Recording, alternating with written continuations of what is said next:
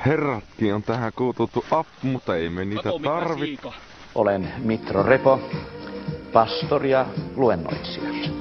Minulla on ollut ilo jo vuosikymmenien ajan kiertää ympäri Suomea.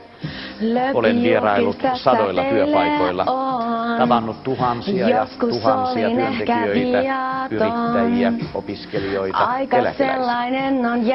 Olemme keskustelleet työssä jaksamisesta, elämän mielestä, arvoista, iloista, suruista, rakkaudesta.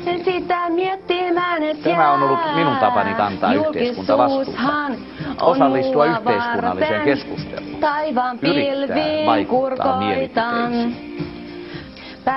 Nyt olen valmis myös politiikkaan, mutta siihen tarvitsen sinun tukeasi.